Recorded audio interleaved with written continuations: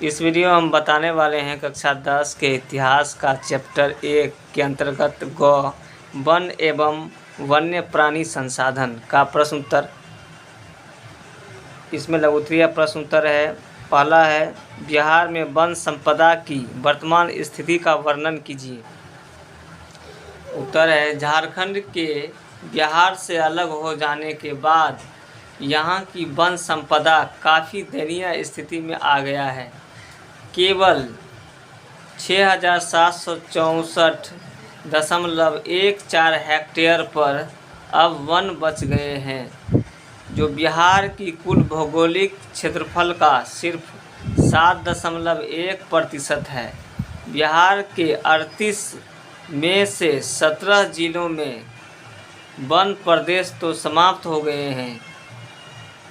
पश्चिमी चंपारण, मुंगेर, बांका, जमुई, नवादा, नालंदा, गया, रोहतास, कैमूर और औरंगाबाद में वनों की स्थिति कुछ अच्छी है।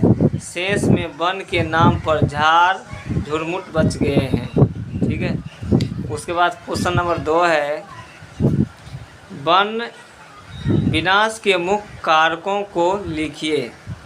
तो उत्तर है इसमें, मानव जाति द्वारा वन संपदा की अंधाधुंध कटाई, पालतू पशुओं द्वारा अनियंत्रित चारण एवं विविध तरीकों से वन संपदा का दोहन वन विनाश के मुख्य कारक है।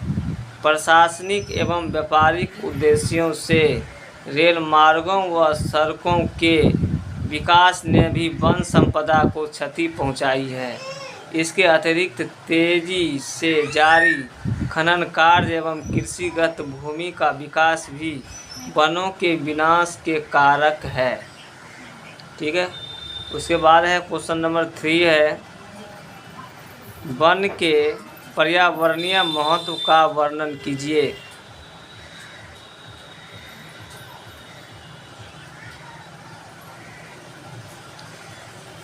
उत्तर है, वन प्रकृति का अनुपम उपहार है, जिसके आंचल में मानव आदिकाल से पोषित होता रहा है। वन जलवायु का सच्चा मानक यानी ट्रू इंडेक्स होते हैं। एक तरफ वन की भूमि जल का अवशोषण कर बाढ़ के खतरे को रोकती है, तो दूसरी तरफ अच्छी वर्षा भी कराती है। यह वन्य प्राणियों को भी आश्रय प्रदान करती है तथा वन्य प्राणियों के साथ ही मानव को भी अनेक आवश्यक जीवनदायिनी वस्तुएं देती है। जीवमंडल में जीवों और जल को संतुलित स्थिति प्रदान कर संतुलित पारिस्थितिकी तंत्र के निर्माण में सर्वाधिक योगदान देता है। उसके बाद क्वेश्चन नंबर 4 है, वन्य जीवों के ह्रास के 4 प्रमुख कारकों का उल्लेख कीजिए। तो उत्तर, वन्य जीवों के ह्रास के 4 प्रमुख कारण हैं। पहला है, वन्य प्रदेश के कटने के कारण लगातार छोटे होते जाने से वन्य जीवों का आवास छोटा होना। दूसरा कारक है, वन्य जीवों को लगातार शिकार। तीसरा, कृषि में अनेक रसायनों के प्रयोग ने भी कई वन्य प्राणियों के अस्तित्व पर खतरा उत्पन्न कर दिया है। 4, प्रदूषण के कारण भी वन एवं वन प्राणी का ह्रास हुआ है। चलिए क्वेश्चन नंबर 5 है, वन और वन्य जीवों के संरक्षण में सहयोगी रीति रिवाजों का उल्लेख कीजिए। इसमें पूछा है रीति रिवाज। ठीक है। तो इसका उत्तर है, भारतीय परंपरा का वन और वन्य जीवों के साथ अभिन्न संबंध रहा है। पौराणिक ग्रंथों, कर्मकांडों में वनों और प्राणियों को काफ़ी महत्व दिया गया है। धार्मिक अनुष्ठानों में लगभग 100 पौधों की प्रजातियों का प्रयोग हमारे रीति रिवाजों में वनों की महत्ता को ही बताता है। सम्राट अशोक ने तो वन्य जीव जंतुओं के संरक्षण पर रोक लगा दिया था। बाबर और जहांगीर के आलेखों में भी प्रकृति संरक्षण का उल्लेख मिलता है। मुगल चित्रकला में वन एवं वन्य प्राणियों से प्रेम का संप्रेषण मिलता है। चलिए उसके बाद है क्वेश्चन नंबर 6, चिपको आंदोलन क्या है? उत्तर है 1970 से 1980 के दशक में उत्तर प्रदेश के टिहरी गढ़वाल पर्वतीय जिले में सुंदरलाल बहुगुणा के नेतृत्व में जनजातियों द्वारा यह आंदोलन हुआ था। यहाँ की स्थानीय जनजातियाँ ठेकेदारों को हरे भरे पौधों को काटते देख उसे बचाने के लिए पेड़ से चिपक जाते थे या उसे घेर लेते थे। इसी को चिपको आंदोलन का नाम दिया गया। यह आंदोलन काफ़ी चर्चित आंदोलन रहा और बाद में कई देशों ने इसे स्वीकार भी किया। चलिए क्वेश्चन नंबर 7 है, कैंसर रोग के उपचार में वन का क्या योगदान है? उत्तर, हिमालय यव जो चीड़ के प्रकार का एक सदाबहार वृक्ष है की पत्तियों, टहनियों, छालों और जड़ों से टैक्सोल नामक रसायन प्राप्त होता है। इस टैक्सोल रसायन से निर्मित दवा कैंसर रोग के उपचार के लिए प्रयुक्त होता है। अतः कैंसर रोग के उपचार में वन का महत्वपूर्ण योगदान है। क्वेश्चन नंबर 8 है, 10 लुप्त होने वाले पशु पक्षियों का नाम लिखिए। ठीक है, तो उत्तर है 10 लुप्त होने वाले पशु पक्षियों के नाम है गिद्ध, गिर सिंह, धूसर बगुला, पर्वतीय बटेर, हरा सागर कछुआ, लाल पांडा, भारतीय कुरंग, सारंग, श्वेत सारस और कृष्णा सार, जिसको ब्लैक बक कहते हैं, ये सब। क्वेश्चन नंबर 9 है, वन्य जीवों के ह्रास में प्रदूषण जनित समस्याओं पर अपना विचार स्पष्ट कीजिए।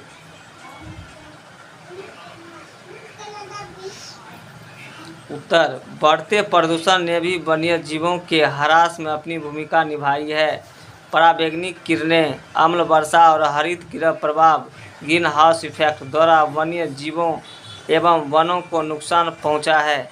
इसके अलावा वायु, जल एवं मृदा प्रदूषण ने भी वन व वन्य जीवों के जीवन चक्र को गंभीर रूप से प्रभावित किया है। जीवन चक्र को पूरा किए बगैर नए पौधे या जंतु का जन्म नहीं हो सकता है। अतः बाह्य स्थान उपलब्ध रहने पर भी वन्य जीवों की संख्या धीरे धीरे घटती जा रही है। चलिए क्वेश्चन नंबर 10 है, भारत के 2 प्रमुख जैवमंडल क्षेत्र का नाम, क्षेत्रफल एवं राज्यों का नाम बताएं। उत्तर, भारत के 2 प्रमुख जैवमंडल निम्नलिखित है। तो यहाँ पर लिखे जैवमंडल नंदा देवी, इसका क्षेत्रफल है 2236.4 वर्ग किलोमीटर और ये उत्तराखंड में है। उसके बाद है सुंदरवन और इसका क्षेत्रफल है 9630 वर्ग किलोमीटर और ये पश्चिम बंगाल में है।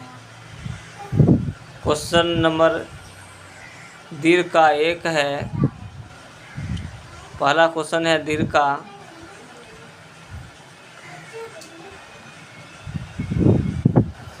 वन एवं वन्य जीवों के महत्व का विस्तार से वर्णन कीजिए। उत्तर, वन एवं वन्य जीव न केवल प्राकृतिक संसाधन है बल्कि पारिस्थितिकी तंत्र निर्माण के ये प्रमुख घटक है। मानव का इससे अटूट संबंध है। सभ्यता के आदिकाल से ही मानव जीवन का पलवन एवं पुष्पन वन के आंचल में होता आया है। जीव मंडल में सभी जीवों को संतुलित स्थिति में जीवन जीने के लिए आवश्यक संतुलित पारिस्थितिकी तंत्र के निर्माण में इन वनों का सर्वाधिक योगदान है।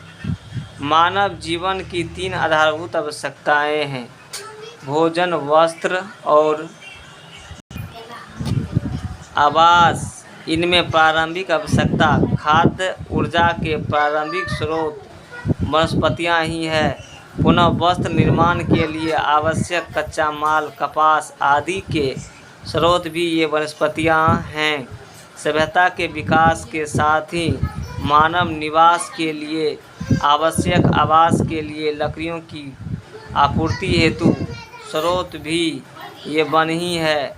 इसके साथ ही वन से नाना आवश्यकताओं, ईंधन की लकड़ी, औषधि आदि की भी प्राप्ति होती है। भयानक रोग, कैंसर की दवा, टैक्सोल के लिए आवश्यक हिमालयन यब नामक पौधे भी वन से ही प्राप्त किए जाते हैं। इतना ही नहीं, वन जलवायु का सच्चा मानक, ए ट्रू इंडेक्स ऑफ क्लाइमेट भी है। वन अपने आसपास के क्षेत्रों में वर्षा करवाकर कृषि को उन्नत बनाता है या बाढ़ के खतरे को भी कम करता है। वन एवं वन्य जीवों का भी आश्रय स्थल है। ये वन्य जीव जैव चक्र को संतुलित तो बनाते ही हैं, साथ ही अनेक मानवीय आवश्यकताओं की पूर्ति को भी सुलभ बनाते हैं। इस प्रकार हम देखते हैं कि प्रकृति का अनुपम उपहार वन एवं वन्य जीव मानव के लिए काफ़ी महत्वपूर्ण संसाधन है। चलिए, उसके बाद क्वेश्चन 2 है। ये दीर्घ उत्तरीय क्वेश्चन है। क्वेश्चन 2 है, वृक्षों के घनत्व के आधार पर वनों का वर्गीकरण कीजिए और सभी वर्गों का वर्णन विस्तार से कीजिए। ठीक है, इसका उत्तर है, वृक्षों के घनत्व के आधार पर वनों को 5 वर्गों में विभाजित किया जाता है। पहला, अत्यंत सघन वन।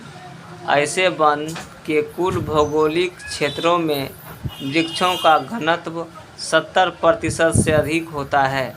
भारत में ऐसे वनों का विस्तार असम और सिक्किम को छोड़कर संपूर्ण पूर्वोत्तर राज्यों में है। भारत के कुल भौगोलिक क्षेत्र के 1.66% भाग पर यह वन फैला हुआ है। दूसरा, सघन वन। ऐसे वनों में वृक्षों का घनत्व 40 से 70% तक पाया जाता है। हिमाचल प्रदेश, सिक्किम, मध्य प्रदेश, जम्मू कश्मीर, महाराष्ट्र एवं उत्तराखंड के पहाड़ी क्षेत्र में इस प्रकार के वनों का विस्तार है। कुल भौगोलिक क्षेत्र के 3% भाग में यह वन फैला हुआ है। तीसरा, खुले वन। इन वनों में वृक्षों का घनत्व 10 से 40% तक पाया जाता है। कर्नाटक, तमिलनाडु, केरल, आंध्र प्रदेश, उड़ीसा के कुछ जिलों एवं असम के 16 आदिवासी जिलों में ऐसे वनों का विस्तार है। भारत के कुल भौगोलिक क्षेत्र के 7.12% क्षेत्र पर खुले वन का प्रसार है। 4, झाड़ियाँ एवं अन्य वन। ऐसे वनों में वृक्षों का घनत्व का प्रतिशत 10 से नीचे होता है। राजस्थान के मरुस्थलीय क्षेत्र एवं अर्ध शुष्क क्षेत्र में इस प्रकार के वन पाए जाते हैं। इसके अतिरिक्त पंजाब, हरियाणा, उत्तर प्रदेश व पश्चिमी बंगाल के मैदानी भागों में पाए जाने वाले वनों को भी इसी वर्ग में रखा जाता है। भारत के कुल भौगोलिक क्षेत्र का 8.68% क्षेत्र इस तरह के वनों का है। चलिए, 5 है, मैंग्रोव वंश। Mangrove one. भारत के समुद्र तटीय राज्यों में इस प्रकार के वनों का फैलाव है। इसमें आधा क्षेत्र पश्चिम बंगाल के सुंदरवन में है। इसके बाद गुजरात और अंडमान निकोबार द्वीप समूह आते हैं। देश के कुल भौगोलिक क्षेत्र का मात्र 0.14% भाग ही मैंग्रोव वन के अंतर्गत आते हैं। ठीक है, उसके बाद क्वेश्चन नंबर 3 है,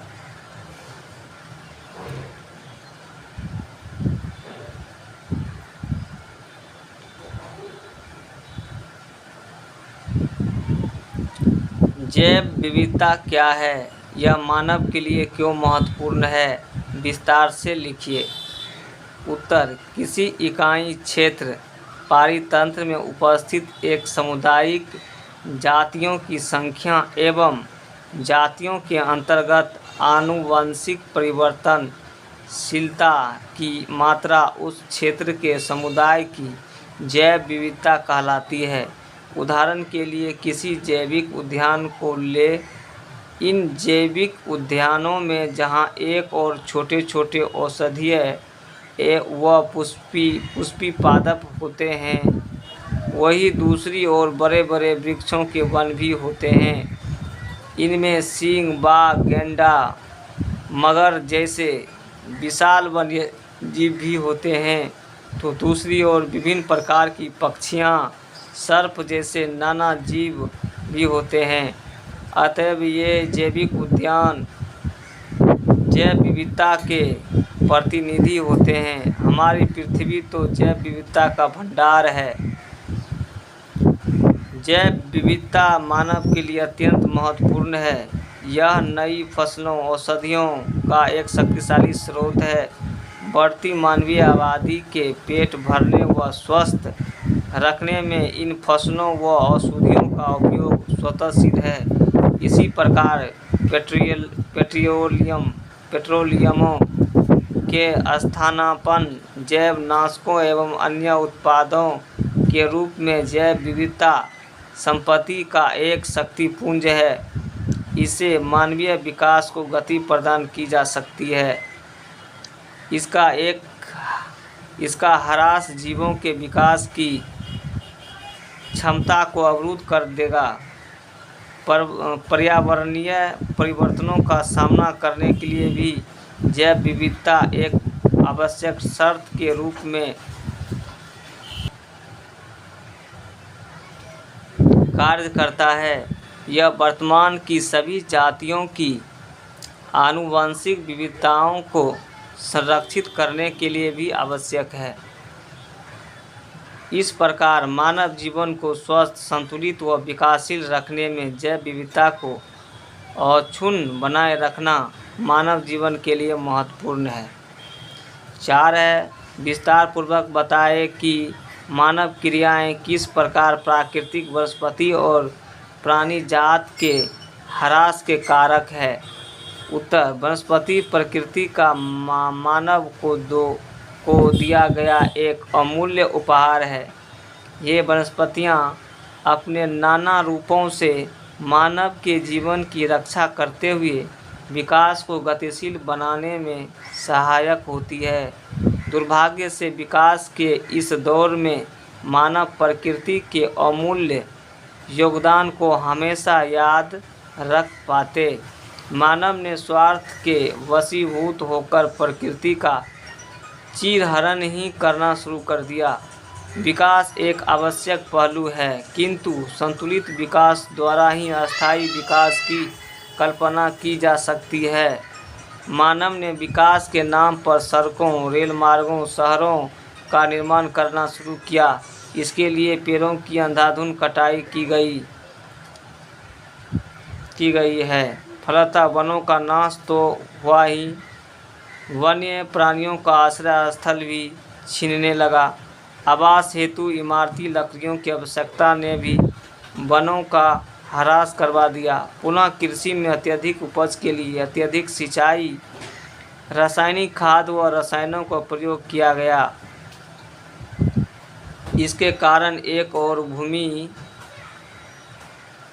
निम्नीकरण से वनों को क्षति पहुंची, तो दूसरी तरफ रसायनों के द्वारा जलों के दूषित होने से कई प्राणी जगत के अस्तित्व पर ही खतरा उत्पन्न हो गए।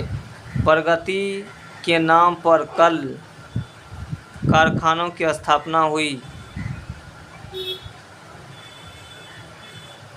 इससे अस्तित्व पर ही खतरा उत्पन्न हो गए। प्रगति के नाम पर कल कारखानों की स्थापना हुई, इससे भी वन कटे।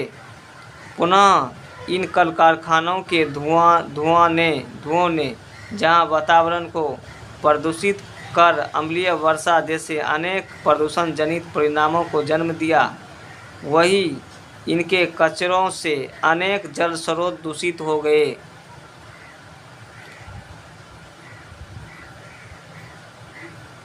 इससे वन जल स्रोतों का अमृत जल दूषित तो हुए ही, साथ ही अनेक जलीय जीवों के अस्तित्व पर संकट के बादल छाने लगे। वनों के ह्रास ने प्राकृतिक संतुलन को गड़बड़ कर दिया, फलतः मौसम जनित समस्या भी सामने आने लगी। इस प्रकार हम देखते हैं कि मानवीय क्रियाओं द्वारा प्राकृतिक वनस्पति व प्राणी जाति का काफ़ी ह्रास हुआ। चलिए उसके बाद क्वेश्चन नंबर 5 है,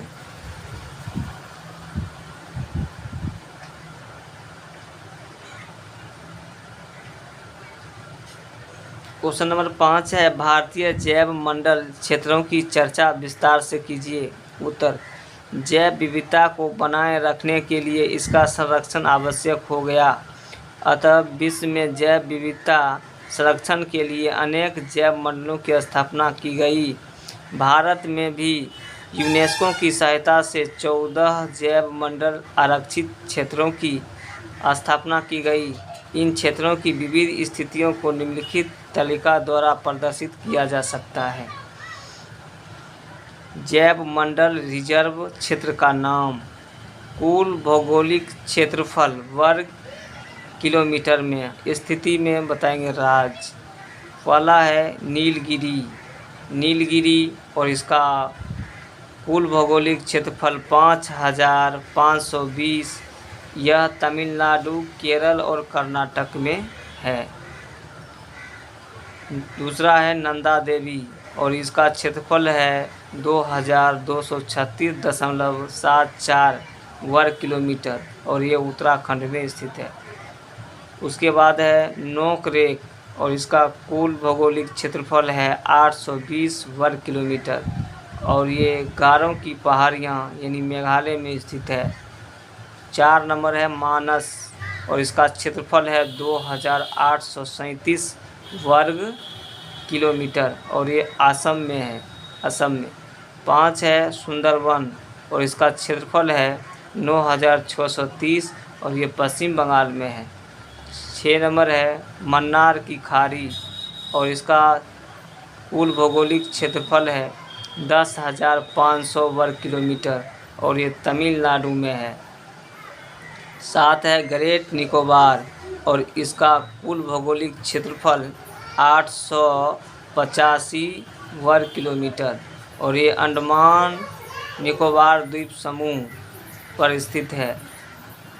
8 है सिमिलीपाल और इसका कुल भौगोलिक क्षेत्रफल 4374 वर्ग किलोमीटर है और ये उड़ीसा में स्थित है। उसके बाद है डिब्रू साईकोबा और इसका कुल भौगोलिक क्षेत्रफल 765 वर्ग किलोमीटर है और ये असम में स्थित है। उसके बाद है दियांग देवांग और इसका कुल भौगोलिक क्षेत्रफल 5111.5 वर्ग किलोमीटर है और यह अरुणाचल प्रदेश में है। 11 है कंचनजंगा और इसका कुल भौगोलिक क्षेत्रफल 2619.92 वर्ग किलोमीटर है और ये सिक्किम में है। ठीक है, सिक्किम में है।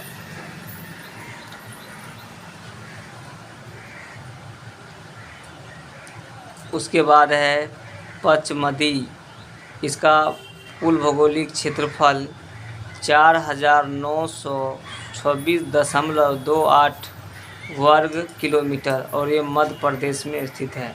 13 है अगस्त्य मलाई और इसका भौगोलिक क्षेत्रफल 1701 वर्ग किलोमीटर है और ये केरल में स्थित है। ठीक है। 14 है अचानकमार अमरकंटक और इसका कुल भौगोलिक क्षेत्रफल 3835.51 वर्ग किलोमीटर है और यह मध्य प्रदेश और छत्तीसगढ़ में स्थित है। Thank you for watching this video.